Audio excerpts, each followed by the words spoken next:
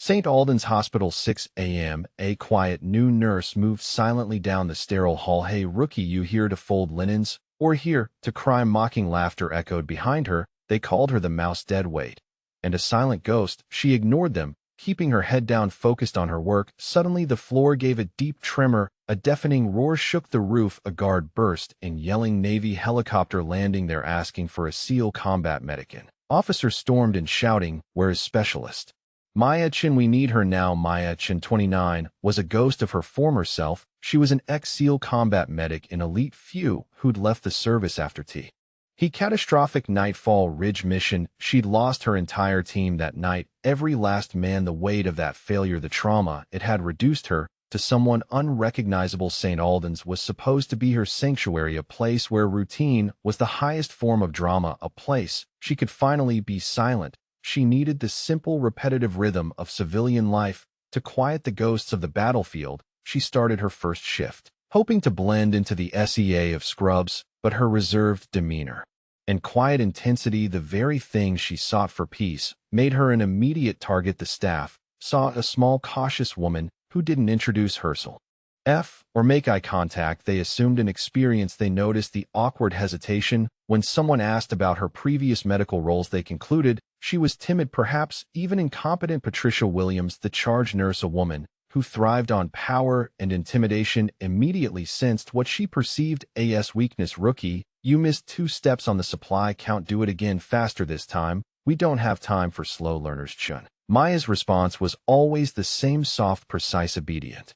"Yes, Nurse Williams, I'll correct it immediately." Dr. Rodriguez, a senior resident, muttered to his colleagues at the nurse's station, "Loud enough for May Ada here. How did she even get her license? She looks like she'd fainted at a paper cut." They couldn't see the truth. They couldn't see the woman who once performed an emergency cricothyroidotomy in pitch darkness under sustained enemy fire. They couldn't see the raw strength that allowed her to carry a 200-pound SEAL half a mile through a hostile zone while bleeding herself. The warrior was locked away. Maya wanted her to stay gone. She just wanted to empty bedpans and chart V drips without incident. But true confidence, like true trauma, never stays buried for long. It always forces itself to the surface when the moment demands it. Happened. Arrow UNE 9:30 that morning. The searing pitch of the code blue alarm sounded. Patient 312, Mr. Foster, a frail man scheduled for a minor procedure, had suffered a sudden, unexpected cardiac arrest. Chaos erupted. Panic is contagious,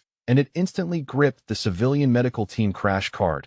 "Where are the paddles?" Patricia Williams shrieked, her voice tight with fear, fumbling to find the right medication. Someone grabbed the EpiPen. "Hurry." Maya moved, no shouting, no apparent haste in her demeanor, just continuous, efficient, almost frightening motion. She gently nudged Patricia Williams aside, her voice cutting through the panic like a scalpel.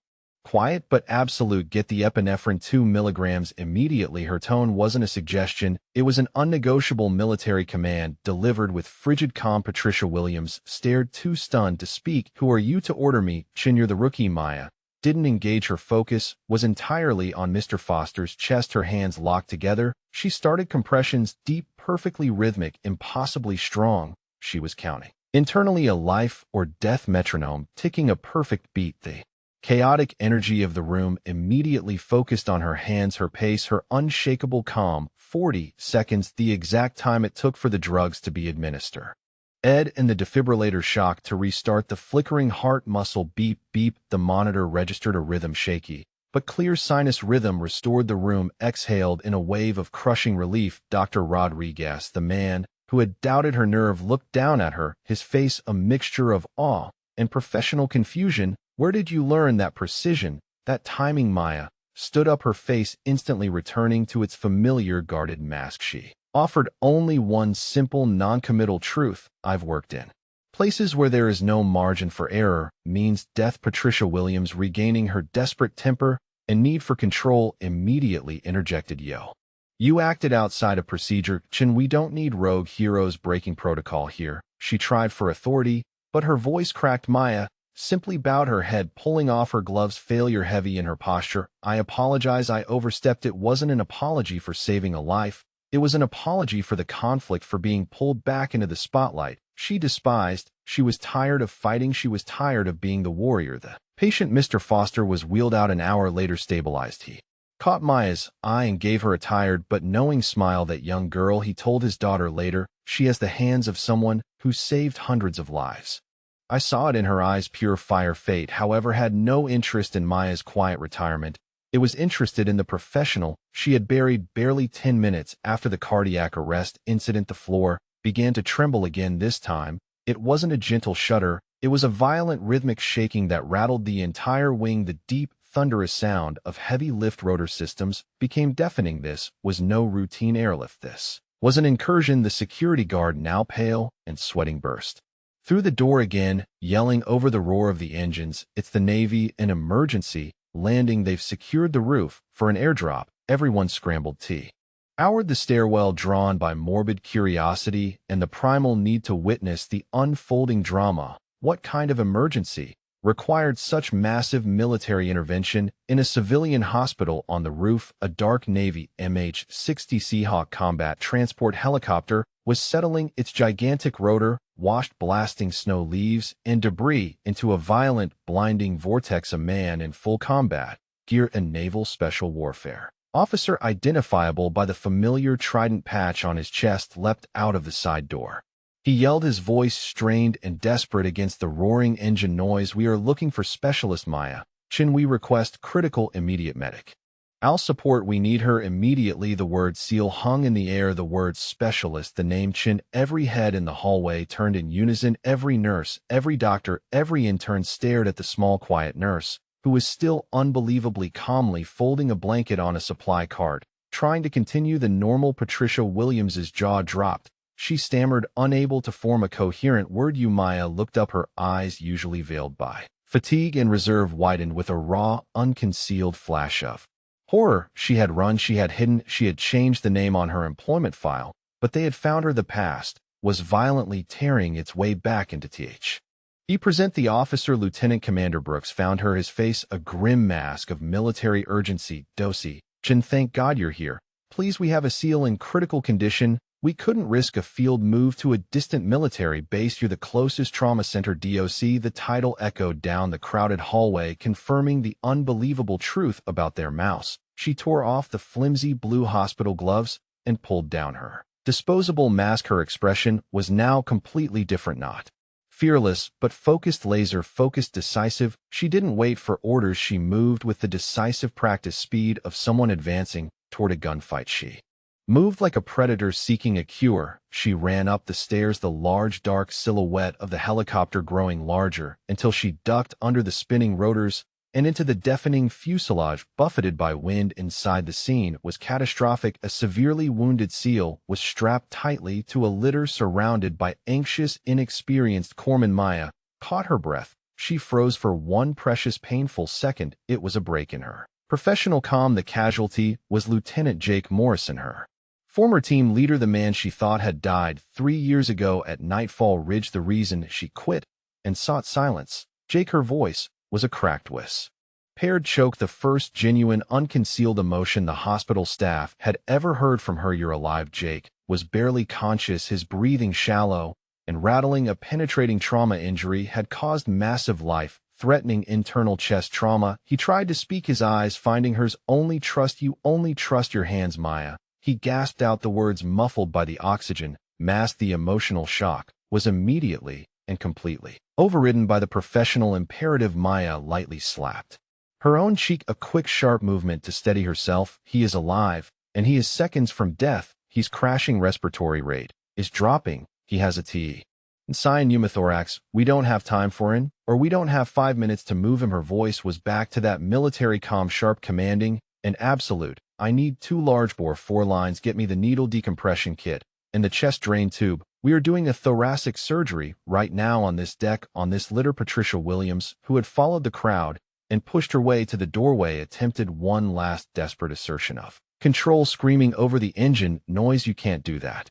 You're not credentialed for emergency surgery. This is malpractice. Commander Brooks, a man who had seen men die unnecessarily, instantly cut her off. His voice a dangerous growl directed squarely at the charge nurse. That woman is the best combat medic SEAL Team Bravo ever had she is a trauma specialist interfering with her work is obstruction of an active military rescue. You will stand down, nurse. Now Patricia Williams stumbled backward, frozen, in complete horrified disbelief. Maya ignored the civilian drama entirely. She worked her hands, moving with an almost frightening grace. She took the scalpel. She made the incision clean, decisive, and precise. She inserted the chest drain, releasing the compressed air, the sound of the air hissing out into the fuselage, a life-saving, highly invasive procedure. Perfor met on a vibrating floor under the deafening roar of a Seahawk. It was a masterpiece of trauma medicine. Her hands, the hands they had mocked for folding linens, were now performing the bloody, intricate choreography of life and death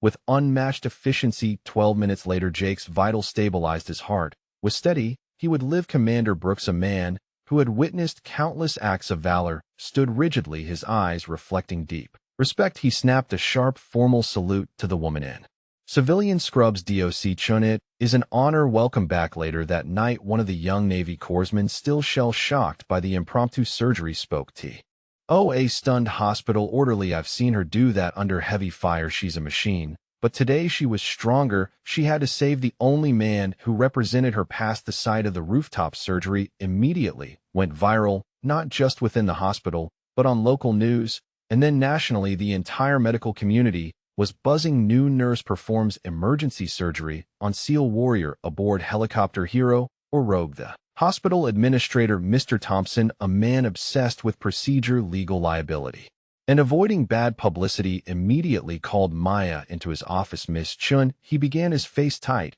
with indignation and fear. I appreciate the heroic intention, but you know you are not permitted to perform invasive surgery on these premises. This is a severe litigable breach of protocol. As he reached for the phone to call security, the door swung open forcefully. 2 officers from the Department of Defense, a major and a legal counsel, stepped inside. The atmosphere in the room instantly shifted, becoming cold, formal, and overwhelmingly authoritative. The major carried a folder marked classified. Read the legal counsel spoke first, his voice dry, commanding and final. Director Thompson, Miss Chun is operating under DoD Level 5 medical authority. This is non-revocable status. She retains full surgical and trauma privileges worldwide. She is permitted to execute any procedure necessary to save a life, civilian or military, in any emergent situation, regardless of the facility's internal protocol. Director Thompson paled, his indignation instantly melted into palpable fear of federal intervention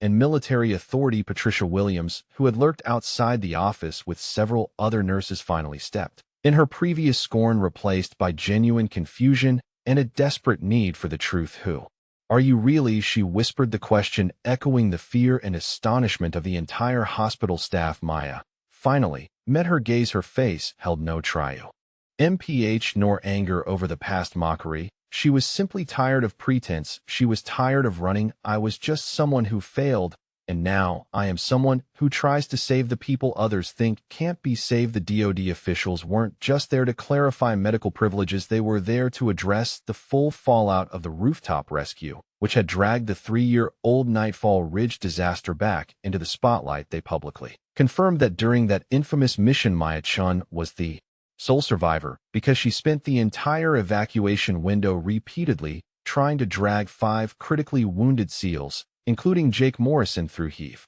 Why sustained crossfire? She did not retreat. She ran into the fight again and again until she was the only one left standing. The media swarmed St. Albans, turning it into a temporary satellite news hub. Maya's face, once the mouse, was now on every screen nationwide. She was hailed as a quiet hero who had buried her recommendation for a Congressional Medal of Honor to avoid the public scrutiny and media circus that followed. But the most agonizing revelation, the detail that truly broke the story, was yet to come. It wasn't the heroic story of her saving Jake that mattered most. It was the truth of why her team died. The DoD investigated the evacuation failure at Nightfall Ridge. The truth behind the disaster was exposed, forcing a shakeup across the entire military command structure. The catastrophic cancellation of the extraction order, the very order that left SEAL Team Bravo exposed and defenseless for 18 crucial minutes, was not a tactical error. It was a deliberate, selfish blunder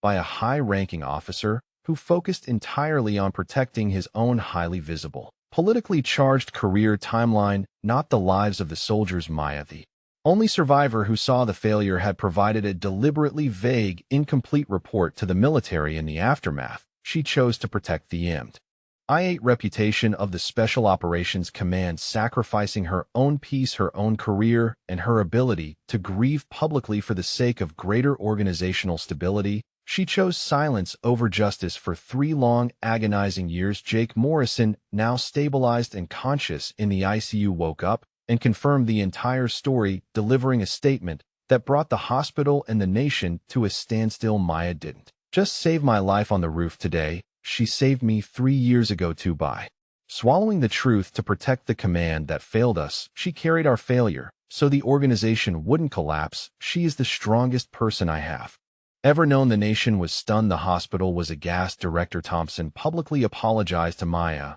his voice trembling with both humiliation and reverence. Patricia Williams pushed through the crowd of reporters and onlookers. She was weeping openly, tears blurring her vision and soaking her scrubs. She fell to her knees in front of Maya. I was so wrong, Chun. I truly didn't know your history. I called you dead weight and weak. Maya placed a firm hand on Patricia Williams's shoulder, helping her stand. I have judged others too, Patricia Williams, especially when I didn't understand their pain. We all carry things no one else can see. She had been judged das weak when in reality she was strong enough to carry the weight of the Navy's darkest secret and her own survivor's guilt. Dr. Rodriguez, the colleague who doubted her professional qualifications, watched the interaction from afar. He shook his head slowly. I've never seen someone so calm when the cruelty of their past comes back to demand them. She's not just a hero, she's a force of moral nature. Maya Chin's refusal to capitalize on her moment changed the entire atmosphere of St. Alden's Hospital. She sought no vengeance against her mockers. She sought reform. The initial media frenzy died down, but the respect, the professional, all remained. The hospital board, recognizing the profound impact of her quiet competence and moral strength, called a rare mandatory all-staff meeting. They expected a grand speech about military strategy and heroism. She stepped up to the podium, still in simple scrubs, standing at the exact same height she always did. I don't want recognition, she said, her voice now clear and steady, the mouse entirely gone. I only want this hospital to be a place where everyone is treated like a person, not something to be judged, not something to be degraded, and not something to be feared. Her words were simple, profound, and they struck everyone with the immediate heavy impact of her military history. She was credible. Active and retired members of SEAL Team Bravo sent a collective public video tribute thanking her for her silence and her strength. They officially dubbed her the Trident Keeper, the one who put honor above personal grievance. A powerful senator, deeply moved by her story and her refusal of credit, offered to award her the Congressional Medal of Honor for civilian courage, a rarely given distinction for non-military actions. Maya politely but firmly declined the senator's offer and issued a public statement. Give that recognition to the people who are struggling to save lives every single day in this hospital. She req. US did. They are the true heroes who run to the code blues, the ones who stand 16-hour shifts, the ones who endure verbal abuse and still come back. They deserve the honor, not me. Jake Morrison, now recovering quickly and near discharge, came to the meeting supported by a physical therapist. He intercepted Maya outside the home. You ran from the shadow, Maya. For 3 years, you used scrubs as camouflage. You hid the SEAL warrior inside the civilian. It's time to step out and lead. Maya looked at him, the first man she had failed and then saved. She nodded. The fear was gone. The acceptance was complete. It was time. Director Thompson, now a profoundly humble man seeking genuine organizational change, offered her an open position, any role, any salary. Maya proposed a single radical change that would utilize her high-stress expertise, the formation of the Chun Response Team, a specialized unit dedicated only to the most critical, time-sensitive emergencies, an elite, hyper-efficient unit that operated on clear communication, decisive action, and zero tolerance for internal conflict or politics. Patricia Williams, the charge nurse who had publicly mocked her, stood silently at the end of the line of applicants. She was not smiling or confident. She was earnest. Maya looked at her, expecting a formal explanation. Or the surprising request Patricia Williams only whispered, "I want to be your subordinate, DOC Chun. I want to learn what real competence and real leadership look like. I want to be part of the change." Maya smiled, a genuine, warm, radiant smile the hospital had never seen before. "I don't need perfect people, Patricia Williams. I just need people willing to change." Welcome aboard. The Chun response team became the symbol of the hospital's new, non-judgmental ethos, quickly achieving legendary status for their speed and success rate. The entire community shifted its attitude, respecting confidence over seniority. If you believe that the person who is underestimated is sometimes the strongest, most resilient, and quietest hero, take a moment now. Type in the comments, "I will be kind." A heart that endured the extreme violence of the battlefield finally found its healing in the stillness of peace. A year passed since the helicopter landing, and the Chin response team had transformed St. Albans into a regional leader in emergency trauma care. Maya Chun, now the hospital's official chief of emergency response, no longer sought refuge in silence. She spoke when necessary, her voice carrying an unshakable authority born not of rank, but of verified wisdom and relentless success. She had perfectly integrated the dental efficiency of the SEAL combat medic with the deep, empathetic care of the civilian nurse. She was complete. The ghosts of Nightfall Ridge no longer haunted her. They were laid to rest by the lives she and Jake saved every month. Jake Morrison, fully recovered and now working as a strategic defense consultant, visited the hospital regularly. He was her permanent, unofficial partner in training the response team, bringing the highest level military crisis management protocols into civilian medicine. Their bond was unbreakable, a partnership forged in trauma and cemented by purpose, a synthesis of strength and action. The partnership between Maya and Jake created a new level of response. One day, a horrific school bus crash occurred, dozens of casualties, each with complex priority needs. The first victim helicopter landed. Maya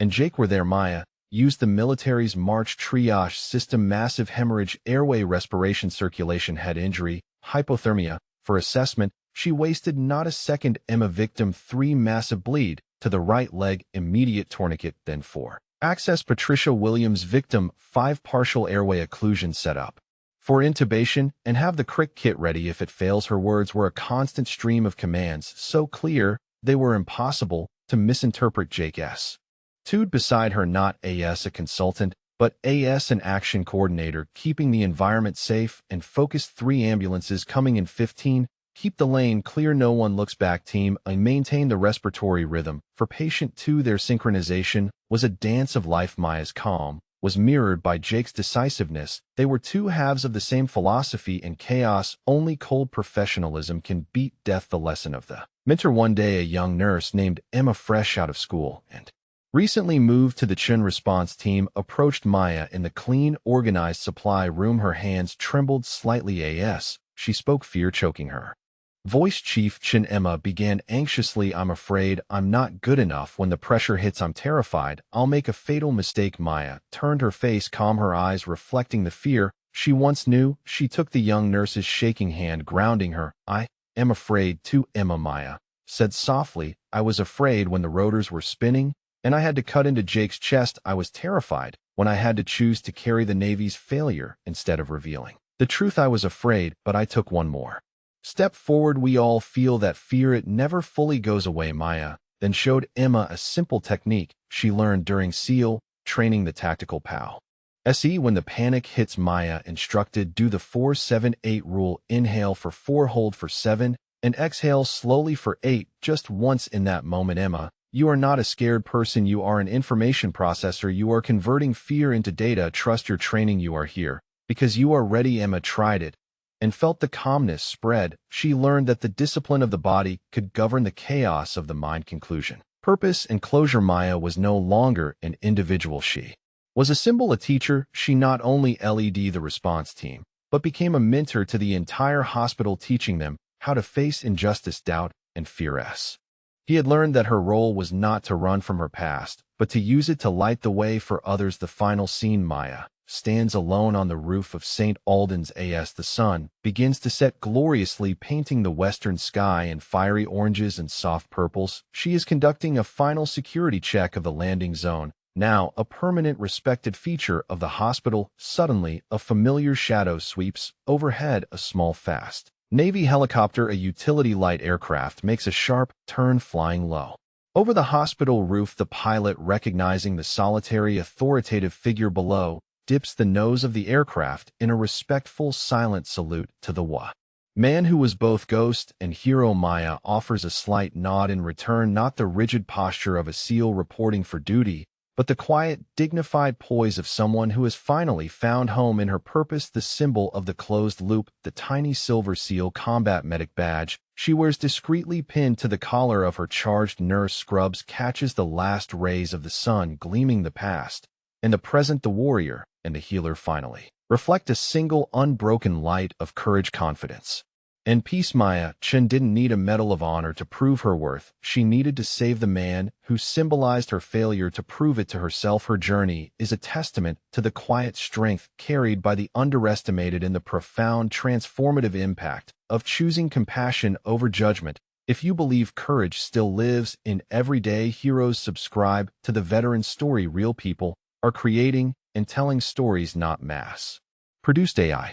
2 years after the helicopter incident, the Chin response team had become a model copied by hospitals nationwide. Maya had found her peace and purpose, but the shadows of her past were about to emerge in ways she never anticipated. The discovery began with routine supply audits. Emma was reviewing medical inventory when she noticed discrepancies: high-grade combat medical supplies, trauma kits, and specialized surgical equipment items typically reserved for military use were missing from there.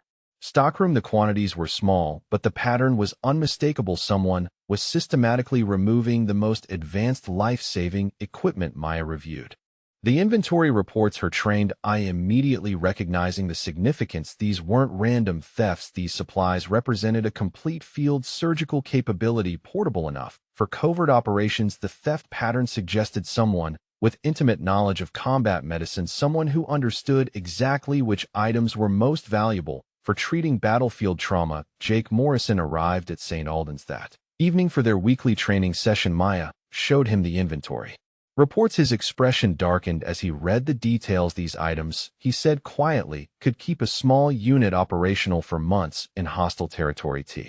His isn't medical theft, Maya. This is someone building a black market trauma capability. The implications were staggering. Military-grade medical supplies were strictly controlled. Their theft suggested either insider knowledge or outside pressure. Maya felt the familiar weight of responsibility settling on her shoulders. Once again, the investigation deepened when Maya discovered the security footage had been selectively edited. Professional work that left no obvious gaps, but removed specific time periods when the thefts occurred. This was not the work of opportunistic hospital staff. This was a coordinated operation with military precision. The break rough came when Emma noticed a pattern in the personnel records. Several temporary staff members had been assigned to the medical supply areas during the theft windows. All had impeccable credentials, all had military medical backgrounds, and all had disappeared after brief employment periods. Someone was recruiting former military medics, placing them in civilian hospitals, and using their access to steal combat medical supplies. Maya shared her findings with Jake, who immediately recognized the implications. This isn't just theft, he told her. This is procurement for shadow operations. Someone is building a medical support network outside official Chan. Nell's the kind of network that supports deniable operations. Commander Brooks arrived unannounced at St. Albans the following day, his expression grim, as he met privately with Maya and Jake. What we're about to discuss, he began, cannot leave this room. We have reason to believe the supply thefts are connected to a larger operation involving the diversion of military medical resources for unauthorized activities. Maya felt her blood chill. Unauthorized military medical operations meant black operations, the kind that left no paper trails and no survivors if they went wrong. Brooks continued, we've identified similar thefts at 17 hospitals across the region, all targeting the same specific medical supplies, all using the same recruitment and placement methods. Someone is building a comprehensive medical support infrastructure. Maya understood the implication immediately. Medical support for what she asked. Brooks met her gaze directly. We believe for rescue operations that officially never happened, extractions of high-value personnel, from situations the government cannot acknowledge. The scope of the operation became clear as Brooks shared. Classified intelligence photographs showed sophisticated medical facilities hidden in remote locations, equipment caches stored in abandoned warehouses, and a network of former military medics operating under false identities. The organization behind the thefts was not random criminals, but a well-funded, highly organized group with specific objectives. Maya studied the photographs, recognizing the setup. These facilities were designed to handle the kind of trauma she had seen on the battlefield: massive hemorrhage, complex surgical interventions, and extended critical care. Whoever was behind this understood combat medicine at the highest level. The revelation that shook Maya to her core came when Brooks showed her surveillance footage from one of the hidden medical facilities. The lead surgeon, visible for only a few seconds, was someone she recognized: Major Sullivan, her former commanding officer, the man who had abandoned SEAL Team Bravo at Nightfall Ridge. Jake saw her reaction immediately. "What is it, Maya?" She showed him the footage. "That's Sullivan. He was supposed to be dead, killed in a helicopter crash 6 months after Nightfall Ridge, but there he was, alive and operating a shadow medical network using stolen military supplies." Brooks confirmed her identification. Sullivan survived the crash, but was officially declared dead. To end the investigation into the Nightfall Ridge disaster, he's been operating outside official channels ever since, using High's knowledge of military medicine to build this network. The pieces fell into place with horrifying clarity. Sullivan had not just abandoned her team at Nightfall Ridge, he had been building his own operation, using the chaos of official military medicine to cover his activities. The stolen supplies, the recruited medics, the hidden facilities were all part of his plan to create a medical support network for operations that existed outside government oversight. Maya realized the full scope of what they were facing. This wasn't just theft, this was treason. Sullivan was using stolen military medical resources to support unauthorized operations, potentially selling medical support to the highest bidder regardless of their allegiances. The immediate threat became apparent when Brooks received an encrypted message during their meeting. His face paled as he read the contents. "We have a problem," he announced. "Sullivan knows we've identified him. He's moving to eliminate the evidence, including anyone who can connect him to the Nightfall Ridge cover-up." Maya understood immediately. She and Jake were the only survivors who knew the truth about Nightfall Ridge and Sullivan's role in the disaster. They were loose ends that Sullivan could not afford to leave alive. The attack came that night. 3 vehicles surround dead St. Albans Hospital. Armed men in tactical gear moved to control the entrances, while others headed directly for the Chun response team headquarters. Maya was reviewing training schedules when Emma burst into her office. "Armed men in the lobby," she gasped. "They're asking for you by name." Maya's training kicked in immediately. This was not a random attack. This was a targeted operation designed to eliminate her and anyone who might support her. She activated the hospital's emergency protocols while simultaneously sending coded messages to Jake and Commander Brooks. The Chun response team had trained for mass casualty events, but never for a direct assault on the hospital itself. Maya quickly assessed their tactical situation. They were medical professionals, not soldiers,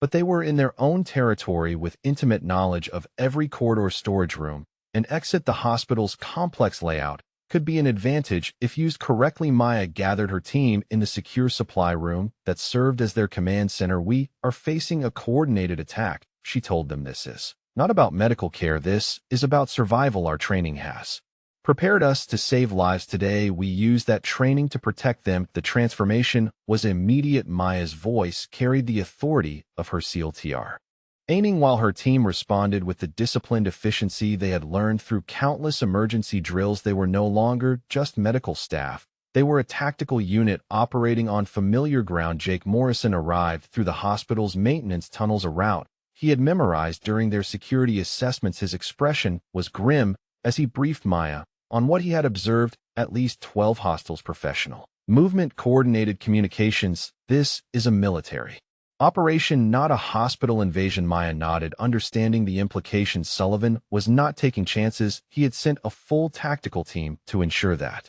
no witnesses survived the attack. The hospital's security systems became their first line of defense. Maya used her administrative access to control the electronic locks sealing sections of the hospital and forcing the attackers to follow predictable routes, while Emma coordinated the evacuation of patients and non-essential staff. The Chin response team had practiced emergency evacuations, but never under hostile fire. Their medical training became tactical advantage as they moved patients through secure routes while maintaining constant communication about the attackers' positions. The battle for St. Albans was unlike anything Maya had experienced. Said even in her SEAL career, she was fighting to protect people who could not protect themselves, using medical equipment and hospital infrastructure as weapons and defensive positions. The hospital's MRI machine became a barrier blocking one corridor, while surgical tables created defensive positions in others. Jake coordinated with Commander Brooks, who had arrived with a rapid response team from a naval base, but the attackers had chosen their timing carefully. It would take 20 minutes for official backup to arrive, 20 minutes during which Maya and her team had to hold their positions against professional soldiers. Maya's leadership during the attack demonstrated the full integration of her military and medical training. She moved through the hospital like a ghost, appearing where needed to coordinate defenses, treat wounded staff, and maintain communication with outside forces. Her team followed her lead, transforming from medical professionals into a cohesive defensive unit. The turning point came when Maya realized Sullivan's tactical error. He had planned the attack based on her old identity as a quiet nurse who would hide rather than fight. He had not anticipated the transformation that had occurred over the past 2 years. Maya Chun was no longer running from her past. She was using Emma proved to be surprisingly effective at psychological warfare, using the hospital's public address system to broadcast updates that made the attackers believe they faced a larger defensive force than they actually did, while Patricia Williams used her knowledge of hospital logistics to cut power to specific areas, forcing the attackers to operate in darkness. The attack lasted 43 minutes before Commander Brooks' tactical team secured the hospital perimeter. Of the 12 attackers, 8 were captured, 3 escaped, and 1 was killed in the final assault. None of the hospital staff or patients were seriously injured, a testament to Chin response team's ability to function under extreme pressure. Sullivan was not among the captured attackers, but intelligence recovered from the operation revealed the full scope of his shadow medical network. 17 hospitals had been compromised, medical supplies worth millions had been stolen, and at least 40 former military medics had been recruited for unauthorized operations. Maya realized that stopping Sullivan required more than defensive action, it required going on the offensive. Using her knowledge of his psychology and operational methods to predict his next move, Jake agreed to coordinate with naval intelligence to track Sullivan's movements, while Maya used her medical network contacts to identify other hospitals that might be targeted. The manhunt for Sullivan became a chess game played across multiple states. Maya used her understanding of combat medicine to predict which medical facilities would be most valuable to his operations, while Jake coordinated with military intelligence to monitor communication patterns. The breakthrough came when Emma identified a pattern in medical conference registrations. Several of the recruited medics had attended a specialized trauma surgery conference 6 months earlier. The conference had been sponsored by a medical supply company that investigation revealed was a front for Sullivan's operation. Maya and Jake traveled to the company's headquarters, a nondescript office building that investigation revealed contained sophisticated medical training facilities and equipment storage areas. The facility was abandoned, but intelligence recovered from computer systems revealed Sullivan's next target, a medical supply depot that would provide enough equipment to outfit field hospitals for a small army. The final confrontation took place at the medical supply depot, where Sullivan had planned to steal enough equipment to expand his shadow network to 50 hospitals. Maya and Jake arrive ahead of Sullivan's team, setting up observation positions to coordinate with the federal agents who would make the arrests. Maya watched through binoculars as Sullivan arrived at the depot, still recognizing the man who had abandoned her team 3 years earlier, but seeing him now as what he truly was, a traitor who had used military medicine to build his own criminal empire. The arrest was swift and decisive. Sullivan's team was taken into custody without shots fired. The shadow medical network was dismantled, and the stolen supplies were returned to their proper military channels. Sullivan himself showed no remorse, even as he was led away in handcuffs. Maya realized that some people could never be redeemed. Only stop. The aftermath of Sullivan's capture brought Maya a sense of closure. She had never expected the man who had abandoned her team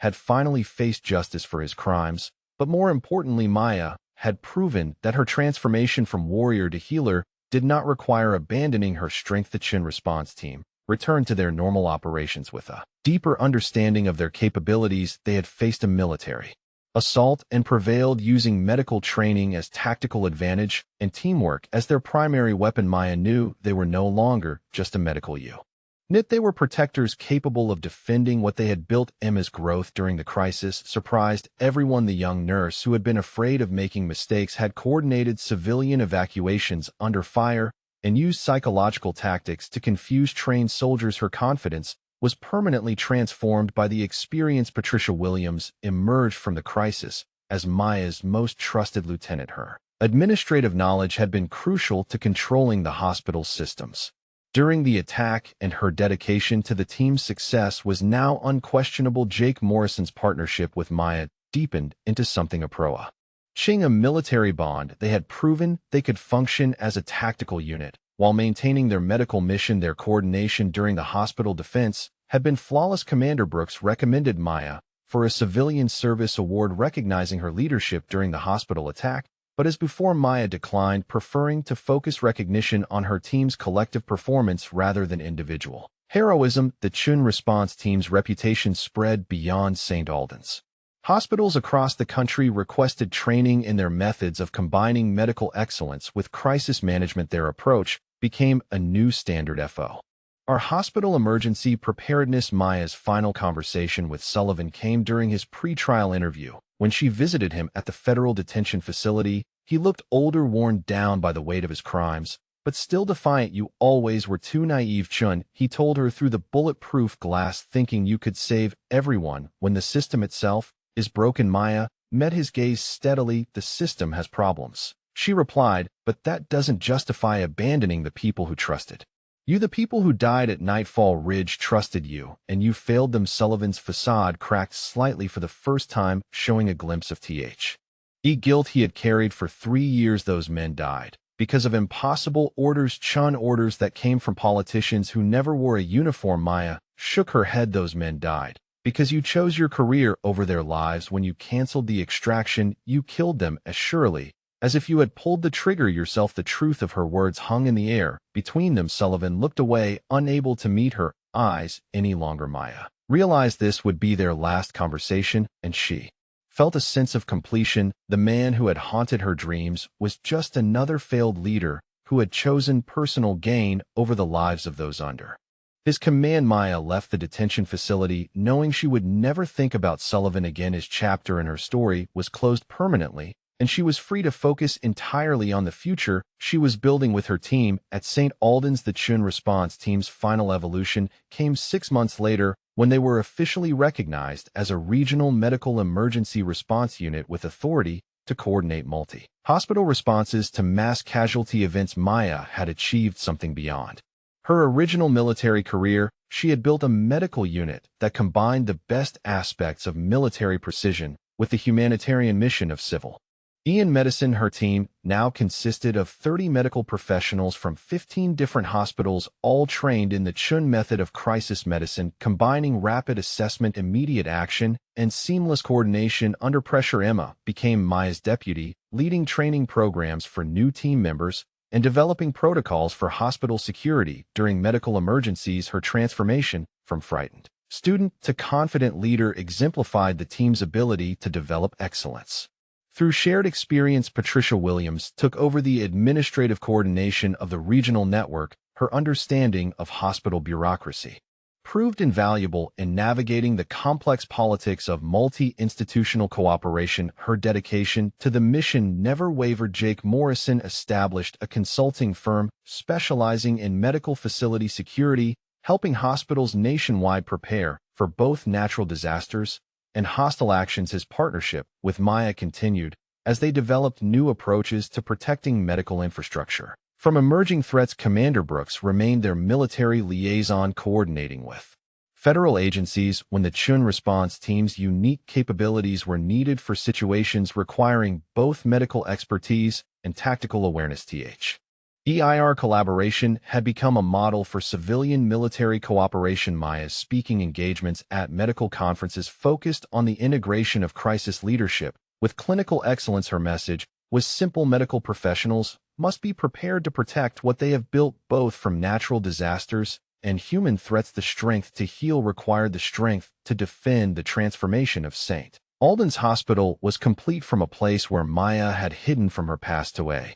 Facility that represented the future of emergency medicine. The Chun response team had proven that excellence in medicine required excellence in leadership, and that both could be achieved through commitment to service above self. Maya's evening routine now included a final walk through the hospital, checking on patients, visiting with staff, and ensuring that everything was secure. The ghosts of Nightfall Ridge no longer haunted these corridors. They had been replaced by the sounds of healing and the confidence of a team that knew they could face any challenge together. The final scene shows Maya on the hospital roof, 3 years after the helicopter landing that changed everything. She stands not as someone hiding from the past, but as someone who had transformed trauma into purpose, failure into strength, and isolation into leadership. The setting sun reflects off the medical helicopter landing pad that had become a symbol of hope rather than fear. Maya's radio crackles with a message from the dispatcher: incoming trauma helicopter ETA, 15 minutes, multiple casualties from motor vehicle accident. Chun response team to positions, please. Maya smiles as she responds, understanding. Confirmed. Chun response team is ready. She heads toward the elevator, knowing her team is already moving into position. With the precision and confidence they have earned through countless hours of training and several moments of genuine crisis, the elevator doors close. As Maya descends to join her team, ready for whatever challenge awaits them below, confident in their ability to save lives and protect what they have built together. Maya Chun had found her place not by abandoning her warrior identity, but by transforming it into something greater, a leader who could fight for life with the same intensity she had once fought against death. Her journey from the mouse to the chief of emergency response was complete, but her mission of service, excellence, and protection would continue for as long as people needed healing and heroes existed to provide it. Subscribe to hear more stories of quiet courage and unexpected strength.